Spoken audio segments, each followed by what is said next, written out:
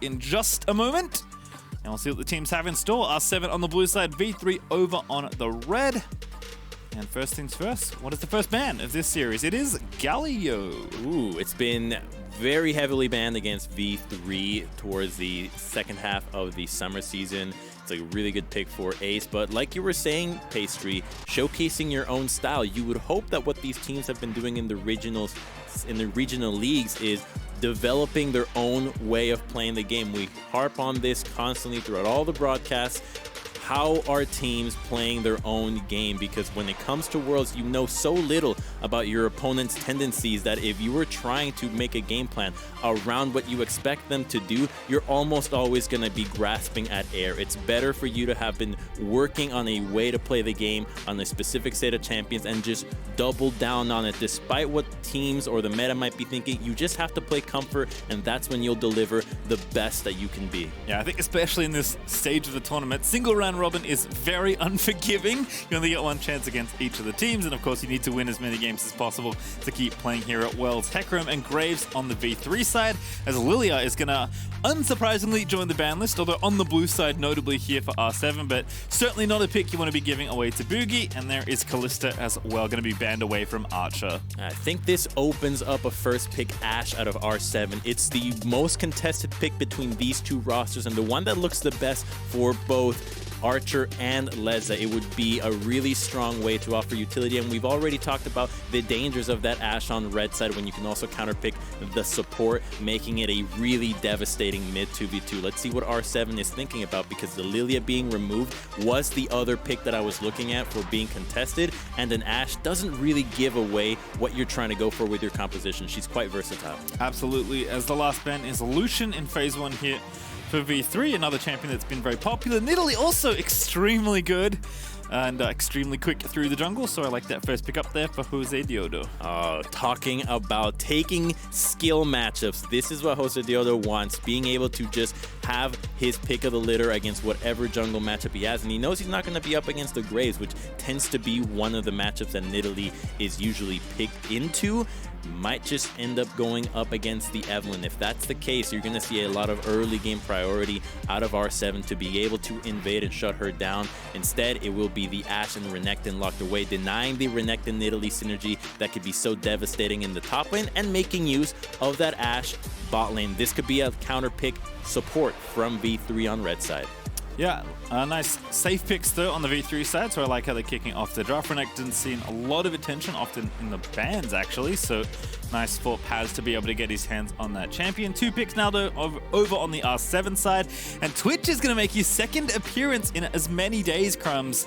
In fact, I think Whoa. R7 maybe going to nick the LCS playbook here for a second, because I remember that bot lane from yesterday. Hey, Core JJ and Tactical looked really sick on that, and it was actually into the Ashe as well. So the Twitch's value against this pick is that if you don't see the Twitch, you can't arrow him. So it doesn't actually matter that the Ashe is looking for a pick. You're going to be the one that's trying to engage onto her. She's so immobile that if you can catch her with that arrow on cooldown, heck, even if you catch her with the arrow available and you can outplay, you're able to have so much kill pressure on her. All right, well, nice and stable here for the final one. Ace is going to go ahead and get Zoe. And we'll see what ban number 4 for V3 is here as we kick off phase number 2. Clock ticking down. It's going to be a lot of value towards Mercury Treads, Cleanses, that thing of the sort. For Zoe and Ashe going to have a lot of long-range engagement. This looks to me like a Renekton that we were talking about earlier, Pastry. A weak side Renekton, just to be able to have some sort of pressure in the top lane, not necessarily looking to focus the lane, but rather survive and have a physical damage threat that you can then pair up with the rest of the team when you group up. Look, let me tell you, Paz is no stranger to the weak side from the games from V3 I did observe in my prep. Constantly getting left out to dry, but often getting out or almost getting out of some pretty precarious situations. So certainly Boogie is the one that is calling for a lot of the action, and often that leaves Paz alone on his island.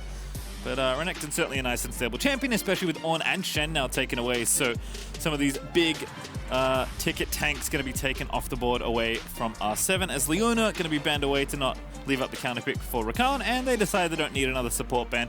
They'll just chuck another ban over to Boogie and take out Lee Sin. Leona was good into the Rakan, and I still think that V3 will want to look for more physical damage. The more heavy AD you have, the better Zoe is going to look throughout this game, and you always want to set up your Zoe to succeed. The last thing you want to do is over-index on magic damage and make it so that your Zoe has to deal with a lot of targets buying magic resistance. It's going to be the lock-in set, which at this stage can be really effective as a flex support or potentially into the jungle. Yep, I think perfectly good in either role, so I like this pickup a lot from V3.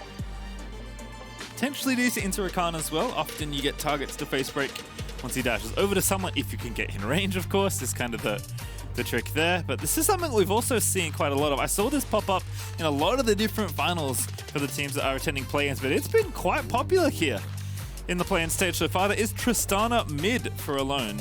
Okay, so I think Trist started to make rounds in team scrims because people were looking for an answer into Lucians. He's such a bully of a laner. At least Tristana eventually can become even more powerful than he is and survive the laning phase. But this puts R7 in a tricky position. I think a Sion could be a strong pick here. You really would like a top lane tank. That's going to be the case. Yeah, there is Sion. Good call there from Crumbs.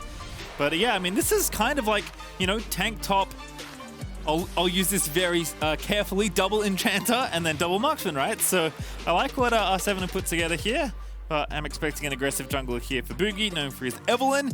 So that's certainly a selection here that he could make. But we haven't seen this one in a while, so I want to lock it in. But Elise, never a stranger to games at almost any level. Wow. Could be a menace here. This is one of your favorites, Crumbs, actually. It's Elise and Renekton. Oh, I mean, it is a really deadly combination in the mid 2v2. This is the original Nidalee Renekton combination. It was decided that no top laner could survive against the level 3 dive that these two. Renekton just builds up a big minion wave, Elise passes to the top side, and suddenly you're dead. At least Sion could use his passive to survive and get some creeps afterwards, but the the Elise Zoe combination can also be really devastating if it catches you in the mid game. So a ton of pick potential out of V3 here, and a much harder to execute composition out of the side of R7. Usually you want long range CC that can be chained onto the Nidalee spears, but a lot of these skill shots, Sion ultimate, even Rakan, are going to have to rely on actually being hit versus what could have been very easy in things like a Nautilus ultimate. Yep, of course, kind of the flip side is that, you know, two good marksmen both actually scale really well.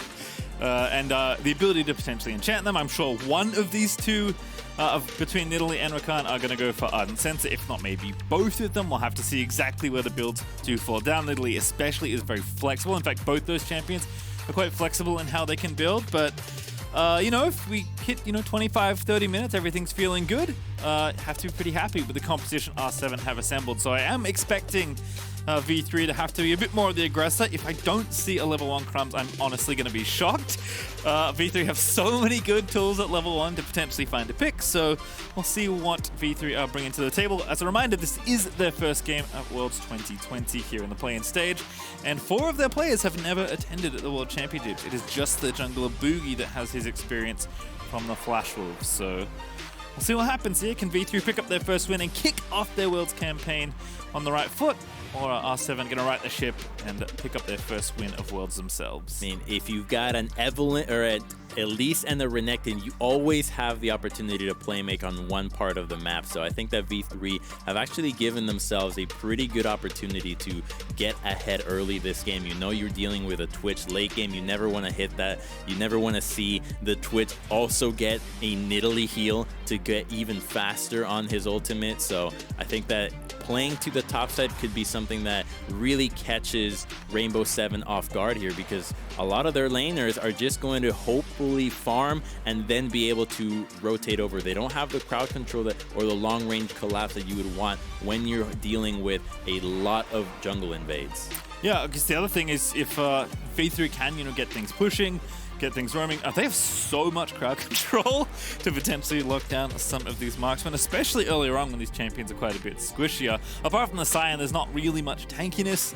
On the R7 side, there's plenty of healing, but I mean, we already mentioned Elise Renekton, Zoe add CC to the pile. Ashe, of course, has some of the most CC of any marksman. Even Set can party on with the ulti and all the face breakers. So I believe there is a brief pause just to make sure the settings are correct for these players. So the game is slightly delayed to starting, but shouldn't be too much longer before we get our first game of day 2, Crumbs. It's going to be 7 games today here. 7 best of ones. We are unfortunately not covering all of them. I know you were very excited for the overnight marathon, but only here for the first 3. Hey, you know, sometimes I'll queue up in the day, maybe play 12 games of League of Legends, who knows? So it's nothing new to be able to play or be involved in a ton of games of League of Legends. But I want to go back to the game we have on your screen right here, a point that you made on R7's composition. Not a lot of tanks with the exception of Sion, which means it is really difficult for you to face check if you fall behind in the vision department. You need to be ahead of the play in order to secure the zone and then move in. If you're dealing with Elise, Zoe, or an Ashe, or even that set that can hex stack flash over walls and engage onto you, you have nobody that can survive that initial engage. So R7 need to be really mindful about what V3 can do with this composition from the fog of war. When Sion is not grouped, they are in real danger. Also curious to see the pace that these teams want to bring. I mean, I think we are expecting V3 to put their foot down somewhat early. They were extremely fast in the LJL, although they did slow down in their playoffs. So we'll see if they've got some of the pep back in their step. Crumbs, it's time for day 2 of play-ins. Let's the do 2020 World Championships. This is going to be a fun one. R7 back here for their second game, V3 here for their first. And teams are already spreading out. And unfortunately, Crumbs, I did not get the level 1 invade I asked for. Everyone's just chilling out around the river. It's so nerve-wracking sometimes, especially if you're a team like R7 that already went down 1 game. It's not the end of the world if you looked at, say, the regionals where they came from, but in a group round robin where you only have 4 games, 1 loss can actually be the difference between you making it or not. So being wary, playing it safe, and knowing that you have tools that can eventually just win team fights flat out in a Twitch just makes teams more cautious. All right, well, Paz is going to chill out in this brush for now. We'll see Alone and Ace doing battle here in the mid lane. Kind of curious to see how this one plays out. Tristana has lots of good things going for her up against Zoe. Can buff yourself out of bubbles. Shooting the minion waves is a good way to kind of control them and keep Zoe from pushing you in and then leaving her lane all the time. But Trist, of course, does need some items and some levels to get the scaling going, but Boogie 2 in the bottom lane could be where the spice is, especially since Boogie is actually pathing down here. As we do see Jose Diodo's runes on screens conquer in Italy, not something we always see. Okay, that's going to be making a lot of use out of her auto attack. She wants to get in your face, but not necessarily dive in. There's a big threat of getting burst down if you dive in, so just using those autos, stacking the Conqueror, and making use of the red buff can be a really strong way of playing Nidalee as well. But it's just a little more mindful of what V3 can do. And on the flip side, you've got the Elise, who already hit level 3, but won't be going for an early gank just yet. The Hawk Shot from Ashe spots out where Nidalee is at. And interestingly enough, the jungle meta that ended up involving champions like Lily and Hecarim did start to move towards a lot of Raptor priority. These champions can clear it so quickly, and it gives you a ton of map control, being able to be so close to the mid lane when you go for these invades. But these 2 junglers are not those kinds of picks, so moving away from what seems to be what most teams are playing, and especially a pick like Elise, which is really just taking a big gamble. You fall behind on this pick, you are relegated to just being a cocoon bot, if you can even hit those. Yeah, they actually took the same path, I believe, starting red and then full clearing blue side. Now they're both going to go ahead and do Raptors into Crab, it looks like. So Boogie is going to be on the top side of the map. It was a great double knock up there from Shadow here in the bot lane, but Reyna is going to start punching back as Archer and Reyna have been able to get the push on. But CS is nice and even here in the 2v2. So Cleanse and Flash still available. Exhaust, of course, for Shadow versus the Ignite for Reyna. So R7's bottom lane really just wants to farm things out in peace, Crumbs, as Boogie is, as you expected, ready to dive this Sion top lane. Right on cue with the minion wave being crashed. Let's see if they can pull this off. They should have enough damage. The Renekton's Fury just got used up, though. Ooh. I think they're going to pull out of it. I'll say maybe getting a little ambitious with that Q channel, but does not get interrupted. Cocoon misses for Boogie, and it's a low committal dive, but a little bit of time wasted there for the Elise that is going to make Jose Diodo push into the enemy jungle, but sees that indeed they did do the same path, so all those camps are clear. They're going to go back instead and spend the money. So Good setup there for Paz and Boogie, but nothing to really gain there on the top side as everyone just walks away. Sion is a very scary champion, and in that case, you can look at it and say, well, could Renekton have stacked the minion wave a little bit better or traded a little harder against the Sion? But Sion has done a good job in recognizing that this was the play that was coming. He's fallen behind in CS, still has his biscuit available, so he just knows that if he doesn't die to the Elise Renekton combo, he would have done his job in the early game and then survive to hit those team fighting and then be able to outscale the Renekton in that utility department. So I think this is just a solid play out of R7's top laner, recognizing what his job is early game. Yep, certainly going to be weak side Sion. As Alone with the Vamp Scepter already back here in mid lane. It's double Vamp Scepter actually here, so some Blades of the Ruin King perhaps for these marksmen on the way. The cleanse has been picked up here by Zoe, but just going to push this wave back a little down in CS. Should be a little under a wave, assuming she can grab all those minions.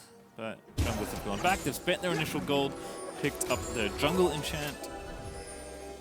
Everyone's just relaxing here as R7 probably pretty happy with the pace of the game so far, but Reyna going to get the face breaker down. Leza is going to get shielded. Now the exhaust will be forced out here as Reyna's continuing to go. Boogie was there ready to as well, but no gank angle to be found. Reyna eats a lot of return fire, but Set is going to go ahead and be fine, I think.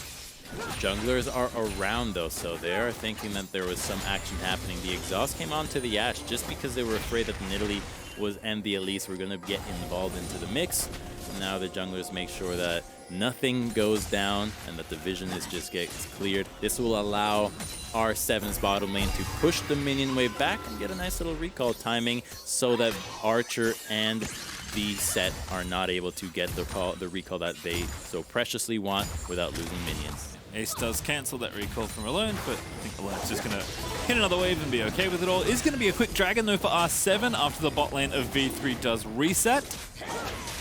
So it should be an easy take here. Will be no contest for V3. I do like the attempt from Boogie looking down to the bottom lane, but was well covered there by Nidalee. Oh boy. This dragon being Cloud tells us that it's Infernal or Ocean Soul Pacey. We're going to have a very dragon-focused game. Well, that's good news for R7 because they got the first one pretty early. Paz still here in the top lane. In fact, neither top laner has gone back yet. I see 2 TPs, I see 2 Doran shields, and there was even a biscuit for Arce until just a moment ago, because guess who's back? It's Boogie once again. Looking here for Paz on the top side. Better get out. Oh, a good block. But here comes the Nidalee, and now going to turn things back around. Paz looking a little bit low, but the Fury Bar is charged. Jose Diodo, he's going to get in there. The tower's going to take it, but the dominance is popped. Paz is massive, literally, as he's going to try and get for the first blood. It is Elise that is going to nab it, and now Arce is going to run him down. Paz looking a little bit worse for wear. Probably going to die here if they can try and escort the Renekton out. Paz has a little bit of health back here. Oh no! Now another TP's coming in, and where did V3 go? The spears aren't going to connect. They might just get a kill here. But it's Arce coming back from the dead indeed. Here's the Tristana going to try and scoop it up. They're going to get another kill though. Paz is going to get one at least. And now Boogie is going to fall. It is going to be Alone to be donated. Yet another bit of gold. But what a mess in the top lane. Exactly, what a mess. Everybody knew the action was happening to the top side, but you just see how strong Renekton and Elise are able to take down the Sion twice. In the meantime, V3 is putting even more pressure into the bottom lane, being able to deny the Twitch and the Rakan, but 2 kills go over to the Tristana on the side of R7, so that actually is pretty good for them, because yeah, your Sion goes down, but it's just Sion. You did not pick this champion to get ahead. He's building resistances. He's going to be there to survive, to offer crowd control. Now that Tristana is going to be accelerated, she is a really scary threat that's going to be very dangerous to the range that V3 offers, which is not very high with the exception of Zoe. Yeah, top side control is going to continue here though for V3. Boogie's going to get the Rift Herald off the back of that. Paz is still up 30 CS in this lane. With Blade the Ruin King also fast approaching. This is going to be quite a scary Renekton still for a while, but Alone, as you mentioned, is going to be accelerated. So we'll see which carry can out-carry here as we move through the early game. 1,000 gold-ish, not quite actually for V3, but the Rift Herald here for Boogie should be able to nab some turret plates And Siri wants to drop it. If recent history is any indication, Paz is going to continue having that snowball fed towards his lane. Yeah, oftentimes you don't get to be greedy with the Rift Herald and think that you can get it for an entire push. A lot of the times it's better to just use it for the plate and make sure that the guys that are ahead can stay even further ahead.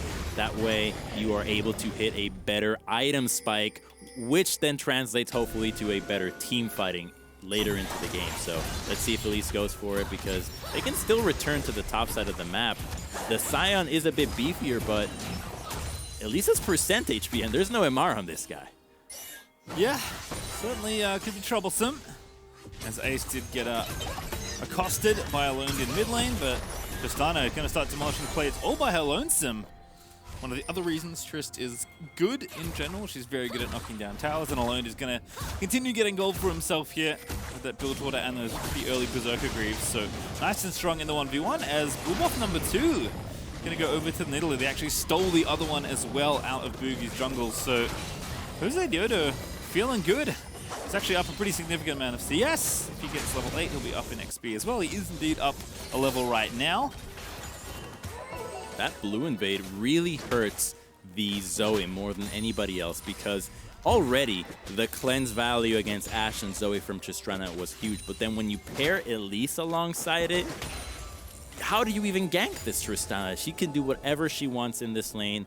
You can anticipate that if R7 gets ahead, items like Quicksilver sashes or even the Mercurials comes through, and that makes it even harder for V3 to be able to find the picks that they so want. And so they're now at the mercy of Twitch and Tristana jumping them from the middle of nowhere, and those champions can get to a point where you just get 3-shot before you can even retaliate. Well, you mentioned it earlier, Crumbs, but it's going to be a dragon-focused game, and in order to get either the Infernal or the Ocean Soul spawned up, there is going to have to be this Cloud Drake taken care of. So 20 seconds until the dragon is spawned. You can tell because there's 8 players in the river already. No TPs on either top laner, so it is going to be a 4v4 if there is a contest for it. Unless Paz wants to start walking down like 30 seconds ago. As Archer's going to clear this wave, as both teams still jostling for vision here around the objective. It's so scary for V3 to enter this river. You have the Twitch that's going to be able to ambush anybody, and Tristana that is continually pressuring mid lane. Renekton has run from the top side, hoping to turn the tide in these dragon skirmishes for vision. V3's moving into started. I think they've earned the Scion is coming, but he's late. Yeah, Paz with a nice roam again. Being able to move first matters a whole lot there, as V3 are going to equalize on the dragons, and it is Infernal Soul today, Crumbs. Nice and spicy to kick off day 2. A Zoe with Infernal. Oh, your Scion! Oh, Scion. Oh, going to get knocked up there is Ace. The stun is going to land, though, as the arrow was used by Archer. No, it wasn't. I take it all back, but now Reyna going to get chased up. But he's going to get out of there safely. Here comes Boogie, though, back down from Rappel as R7 still trying to find a pick. Boogie not going to quite eat the tip of that Nidalee Spear. And both teams are going to walk away injured but not felled. We had 3 different skirmishes on 3 different parts of that mid lane. The Scion, the Elise, and then the set around the Banana Brush. Luckily, no one ended up going down. That's the kind of fight where you realize we're too spread out, guys. Just leave, make sure that the next time we know what's happening, because you want to take the fights that you are confident in winning, not the ones that you're not even sure are happening. Alone is continuing to smash plates here in the mid lane, as also a plate is picked up here in the bottom side. Rift Herald though top, as Paz is indeed going to be the beneficiary of this Herald. Already taking that one plate. Jose Diodo is here to answer the wave, but there we go. That's the gold that Paz was after. And like you said, Crumbs, no need to get greedy and stick around the tower trying to knock it down. Just get the plates and get out. Yes, and this is going to be a Blade of the Ruined King now for the Renekton. The plate gold should have been enough. Now he can stay in lane forever and continue to push in the top side while he waits for the TP to be back on. This Infernal stack is going to be really dangerous for all the teams, but it seems like we're going to have our first start to a fight in the bottom lane. Oh, Leza just unleashing here. Shadow going to get the knock up as well. Twitch ulti not up though, as Reyna going to dive back in, and Leza's eating too much damage on the trade. Just a couple seconds early there for the Twitch to try and engage, and now Twitch is in danger of getting dove. You can see Ace is booking it down to the bottom lane. Oh, what an arrow! Great cleanse, though. Some good damage there. Zoe will go back to the mid lane knowing that the Nidalee is already here, and that engage from R7, like you said, a few seconds of wait time would have given Twitch the ultimate, and then you would have just completely destroyed the Ashe. We've already seen from Tactical. It's actually such a great look that we were able to have this team take the bottom lane that we saw from Team Liquid, because we know exactly what to expect. We've seen this matchup before. Yeah, it's nice when some homework's done for us. Alone, we're going to face check the Elise, and pretty scary with the echoes already completed, but Alone says I'm pretty scary too. Ace still going to try and make it happen, but Boogie just going to get obliterated, set a little too late, but always able to stop the show, as that is going to be a double kill there for V3. Now Archer going to chase down Shadow, but he bounces back in towards Leza. Ace looking for the bubble, does not unleash it, probably didn't have it on cooldown. So a 2-for-1 trade there as V3 snagged the double. That was Elise picking a fight against the most fed member on R7, one with a cleanse on top of it all. And so not making the most out of that cocoon into this skirmish. So Tristana, yes, she goes down, but let's see how this all happened, because she doesn't have vision of this at all. And the cleanse is a bit late, but she already does so much damage. Just a few autos and the ultimate is enough to take down the Elise, and they at least get a set ultimate for it. So that does present an opportunity for the bottom lane of R7 to now pick on the Ashe. No set ultimate available does allow the Rakan and Twitch to ambush the Ashe, and suddenly her support can no longer peel for you. Boogie is going to spot Arce potentially roaming down here, but just trying to get some vision here as the second Herald is up and available. Blue buff though going to continue to go over to Nidalee, again with two marksmen, with a marksman mid I should say. Tristana doesn't really need it, so it is nice for Nidalee to be able to continue to collect that buff for the majority, if not all of the game. But V3 also know that the second Rift Herald is up. They know that because they got the first one.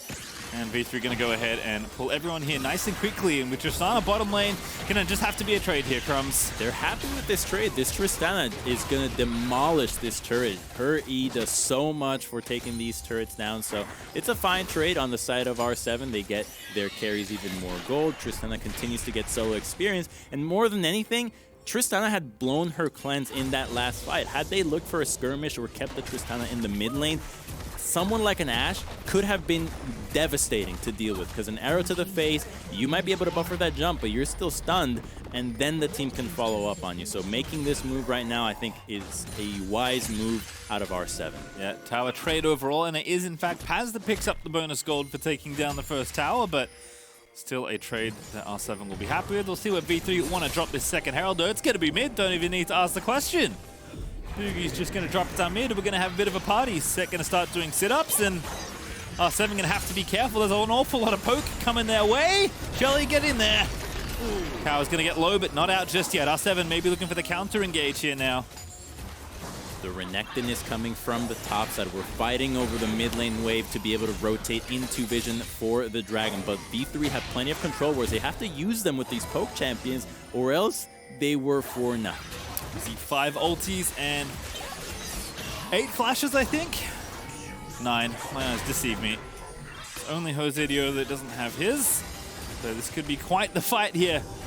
As you mentioned, Crumbs, the Dragon focus game indeed with the Infernal Soul up and ready.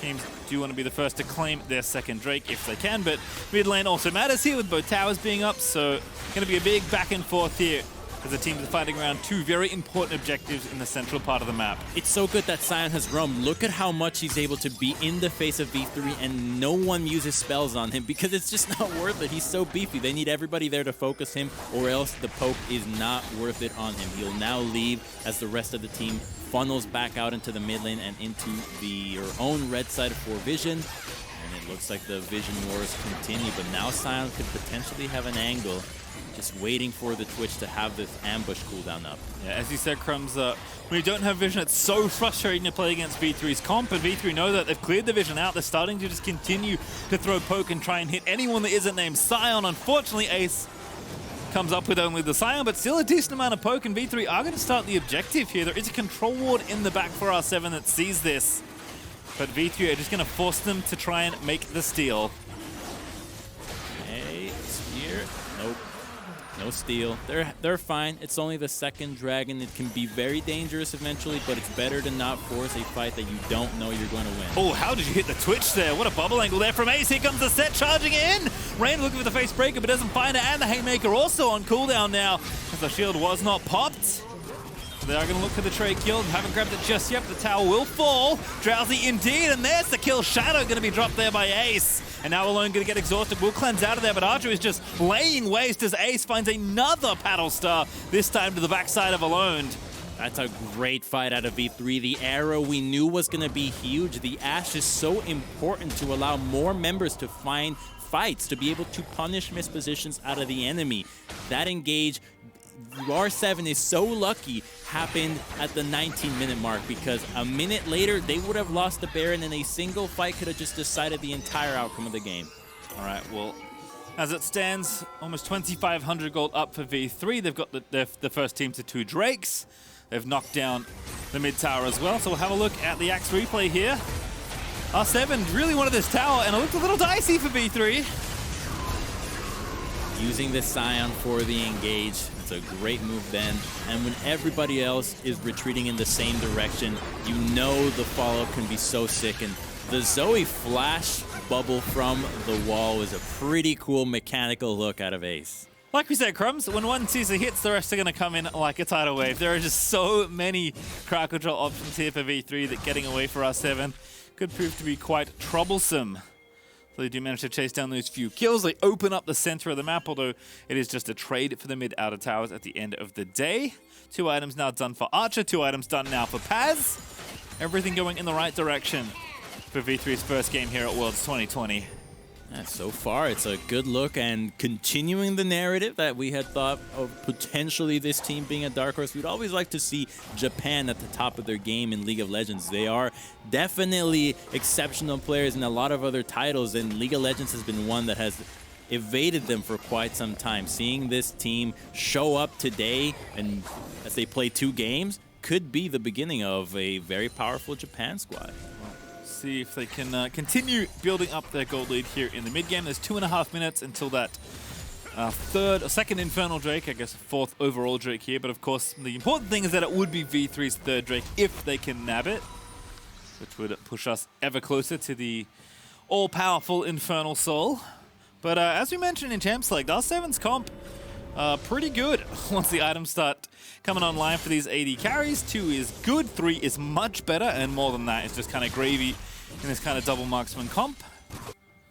Yeah, the IE on Tristana is cool. You really want to see the Hurricane out of Twitch. That's a big spike. It's kind of the same as what the Hurricane spike was on Aphelios before, where you just get so much value out of your inherent abilities. The spray and pray with that just becomes insane, increasing your crit chance as well. When you compare it with the Infinity Edge, that triple item, that's really where Twitch becomes an absolute menace, because nobody on V3 is really going to be buying armor. So yeah, the Tristana can be really strong right now, but you always know where she's coming from. Being able to ambush a fight once the initial CC has been committed on another member of R7 is the window that Twitch is looking for to be able to unleash his entire ultimate.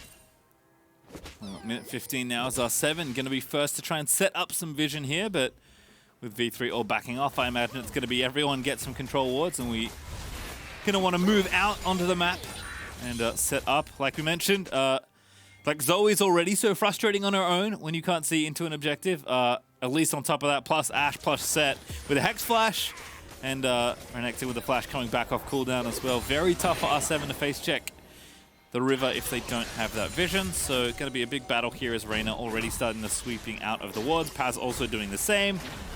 And V3's timing pretty nice here. 40 seconds out of the Dragon. Going to get that vision down nice and early. Good timing and a lot of control wards in the inventory. Love to see it out of both teams. You've got plenty to make sure that they know where the enemy is coming from. Scion is grouped already. He knows he needs to be involved in here. And Twitch is coming from base with the Hurricane. So this is a fight that R7, being 3,000 gold behind, can still win. They just need to find the carries dealing damage. Here we go. Ooh, in there for Ase, trying to get the ulti happening, but Reyna is going to eat the charm instead from Rakan. Shadow, though, getting a little bit low on the return fire, but that's going to be a dead set. No, not yet. Into Zombies he goes, and now Paz dive in the back line. Look at the lockdown. Leza does grab him, and now Ase going to dive into the back of the fight, but he's just going to get face broken and punched out as he flashes over the wall out of relative safety. But Ace is still looking to chase, trying to get the bubbles through the terrain, and V3 1 kill, and that's all they'll need as they should be able to nab the Infernal Dragon off that. V3 were so happy to see that R7 was willing to engage onto the set out of all champions. He is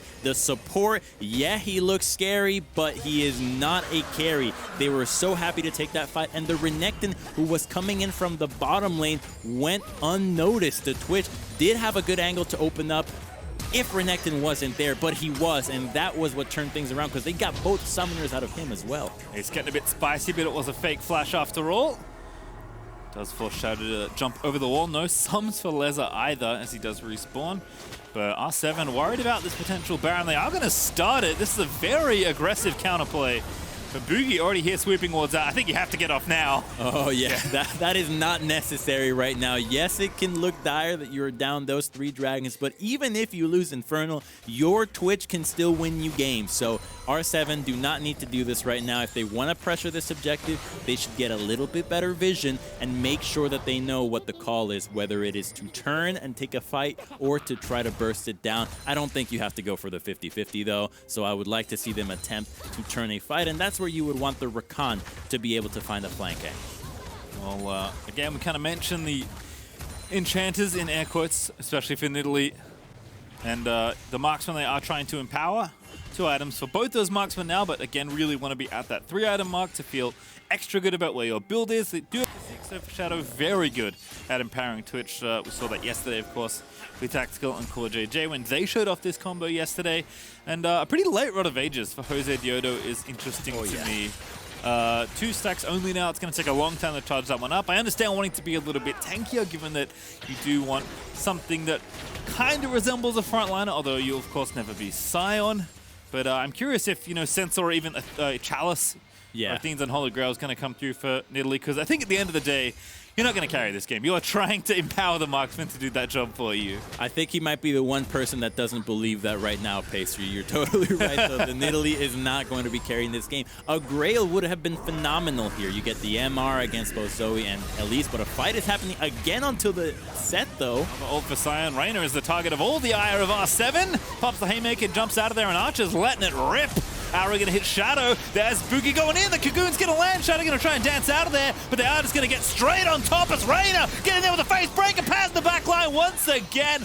And R7 are going to get torn to shreds by V3. That is 4 kills already, as only the jungler is left alive to watch. You can only speculate what the calls are for V3. The second that the engage goes on to set, they are just saying, take this fight. We cannot lose it at this point. The Renekton is flanking. They eliminate the carries, and this looks like a done deal, Pastry. They have been winning fight back to back, getting objectives nonstop, and this Renekton that was the initial focus of the game, which we saw from the Elise pick, has turned to be exactly what V3 needed. Jose, that looks very dangerous, but Paz going to keep tabs on the jungler, ensures that the Baron does indeed go over to V3, and Paz might even have enough time to finish off this tier 2 mid. Is going to think better of it now that Shadow's here. Nope, I take it all back. He's got the Baron Cannon to back him up, and 2 teammates right behind him. Leza, though, going to try and unleash onto Ace, but does not pull the trigger. V3 staying out on the map a little longer than I maybe expected, but they do get a bit of extra tower damage as a result, and now the reset's coming in. They're going to ride that gold lead towards this Infernal Soul that's coming up in a minute 30, but we'll watch how this all started, because like you said, they just keep going for this set. It would have been Twitch that would be the follow-up alongside the Nidalee, but Tristana wasn't there, and now in this position, it is brutal. Look at the Renekton coming in from the minimap on the red side, so they just need to keep R7 interested here. The second that they see them retreating, it's so easy to follow up. Set has no problem re-engaging onto this one, and it is all too easy. In picture-in-picture, though, we got to fight over this Dragon Zone. It's 1 minute, though, and V3 is just thinking about using the Baron for the waves, not this objective just yet. I mean, you certainly have to be thinking about fighting for this if you are R7. Gold lead, though, 8,000 gold ahead for V3. And we're not even done with this Baron power play. 3 items now finished for Archer, 2 items completed for Zoe, a Morelli-Nomicon on top of it all. Now for Boogie, and oh, that's the one I was afraid of. Paz with the Death Dance now finished. It sometimes feels like you can kill Renekton before he can kill you when he only has 2 items. That certainly does not feel the case now. He's got an Elixir and a Death Dance now completed quite early on into this game. Paz looking to take over the team fights like he has been doing, as Ace is just making it so challenging for R7 to even get in the river for this vision. But that's a good bit of burst onto Boogie. Arrow, they're going to land onto Jose Diodo, taking the jungler out of the game, makes it tricky. Reyna going to be diving in there with a Sat, and Paz once again is just wreaking destruction in the back lines of R7. And the rest of V3, they don't care about the dragon. It's not up yet. The team, though, they're up to try and get kills, as Leza is not going to get bubbled. Still has the cleanse, but Ace is just keeping everybody out of the way. Paddle Star not quite on the mark there to take out the Twitch. He was camouflaged, to be fair, and I say, buying time, I suppose. It is just so tough for R7 right now. Pastry, you'd think we were in Florida with how many times this Renekton keeps surprising people coming out of nowhere. There's crocodiles everywhere in the face of these carries who just can't catch a break. They are just trying to position themselves for these fights, but like we said, there's nobody that can really check bushes. There's nobody that can tank these initial CCs. Where Sion goes, they just have to move around him. He's a slow walking tank. It is so simple for them to find the targets that are important, and Twitch and Tristana just never really got to play this game past the laning phase. Yeah, I mean, still searching for that third item. You know, just so far behind in gold, like almost 10,000 gold behind R7. V3 did get the Infernal Soul, by the way. They were so busy chasing all those kills that they knew that they could get it eventually. They just fall back and get it as the Baron wears off. And this gold lead is insurmountable, it seems like, for R7, but they are going to keep on fighting. There's certainly scaling built in here, Crumbs. There are things to hold on to, but V3 have come out swinging as we hoped. Seems like they've picked up the pace from their regular season in the LJL, and they are ready to play here at Worlds 2020. They're clean. They're playing quite well, and even at the Baron, where you saw the Renekton sticking around under Zoe, so they never greeted. They're not making moves that are uncharacteristic mistakes. They're not doing anything that is an unforced error. They're just playing by the book, going around the objectives, taking advantage of what their composition does, and when they see a fight that they can win, they're just going for it. So that kind of play has actually netted them a 9,000 gold lead, a soul, and putting them at just about checkmate. Yeah, seems like, you know, one or two more moves and the game's going to be sealed up from there. We'll see if R7 can foil them. Also, quietly, for all the explosiveness that Reyna, Boogie, and Paz have had, Archer is having barn burner of a game here. 4-0 and 4 on the Ashe, has been on point with the arrows, following up nicely with the rest of V3. It's just been good all around for V3's first showing here at Worlds 2020, but R7 holding on to what is left of their base. They haven't lost their inhibitor towers just yet, but the Baron is back up in a minute 25. Paz is the split pusher from hell in the bottom lane here, and nobody wants to challenge this Renekton. In fact, nobody can challenge this Renekton. You know, this is why Ashe, I thought, was such an important pick, because since Caitlyn got nerfed, the nerfs that Ashe got were minimal, and it also affects the jungle matchup a ton. So yeah, you might be thinking, yeah, I get the Nidalee, but now I get whatever jungle I want with a hawk shot behind me. So if you were thinking about invading and being really cute about that, the Ashe not only holds it down in the bottom lane, but it makes my jungler track you even more effectively. And I gotta tell you, this Jose Diodo might just be the most ambitious jungler I have ever seen in my life, Pastry. That is a 32-minute, one-page Magi's. Yeah, he's got a Sheen as well, so he's going Lichbane. Doesn't want the Chalice, doesn't want maybe an Ardent Sensor. Just trying to match damage for damage here. Ace's book looking a little bit better right now, but I appreciate the optimism, most certainly, because, oh goodness, all right, cleanses out of there. Mark's gonna fire Crumbs, it's all fine. Wound and Liz are just gonna have to blow those summoners as the pick tools are starting to fly out from V3, but Archer's level 16, he's ready with another arrow in not too long. Okay, so because there are GAs and stopwatches and Zhonya's now on the side of V3, it is a lot harder to win these fights, but now we actually are at that 3-item spike for the Twitch. So yeah, the gold lead is serious as well as the Dragons, but mispositioning from V3 can be punished with a team fight loss, but here's another pick. Oh, it just hurts. Oh no, CC follow-up though. Boogie couldn't quite get there in time. Good ulti there as well from Rakan to try and disengage the situation, but Reyna is going to find the face breaker, but he's got no teammates to follow up on. They ran out of CC somehow. I didn't think that was possible, but I don't think it matters. Archer just laying into us. They see you later, Sion, as Boogie is going to go ahead and collect the last hit. They thought that Set had overextended. Set has been the one champion that has been the bane of R7. Every single time they see him, they think they can take a fight, but he has gotten the better of them consistently. They can now turn to the Baron. Here's an attempt that may be a pick, but this Renekton's thinking about turning. Yeah. Paz just destroys that poor Twitch. Extremely ambitious play. But Paz just deletes Twitch off the Rift, and they're going to go ahead and take this Baron. They don't even need all 5 of them. Ace and Paz are keeping the rest of R7 busy. But you kind of alluded to it already, Crumbs. I think if this was a movie, the tagline would be, they thought they caught Set, and they were wrong. As Ace is certainly caught alone, that's going to be a nice clean kill there for the Zoe. I was thinking the tagline could have been something like Crocodile Just. I was going to say Just, but like, okay, I guess a lot of animals do have that. Crocodile Dundee 3, Crocodile's Revenge. Yes, Paz has certainly been on form so far. Baron picked up, and see you later base as V3 just gonna rush it straight down mid here to try and look to end this game. Just the Sion left to defend alongside Shadow. Here's Rakan is desperately trying to keep the Nexus afloat. 2 more though respawn for R7, but V3 are not done with this push, Crumbs, as Jose Diodo is going to make his way back in, but V3 are going to go for the throat. There's the dunk in again from the Set. Jose Diodo does take down the Set, but Archer is just going to lay waste to the rest of the backline. No, Crumbs, it's about the KDA as Archer with the GA is going to try and get maximum value, but V3, their first game at Worlds, and it is a dub. Dang, they look good. They looked really good here, Pastry. That was a clean win out of them. You can't pinpoint a single play that you said, ah, yes, this was a glaring error. In this group, I am really now looking forward to seeing V3 face off against PSG. I like the pace, you know, super fun comp. Had, you know, some early game lean to it, let's say. And they brought like a good amount of aggression, like you said it. They're not just playing well with their composition and using the tools they have, but they're not overextending, right? They're still setting up well for objectives. They're still making sure to be there on time, to have the control wards, to get out the vision. They know what their comp wants to do. They set up well around the objectives. And just a pretty clean one at the end of it all. It just felt like there was a point where R7 knew they had to face check a river that they didn't want to. That's exactly what Elise, Renekton, and Zoe want you to do.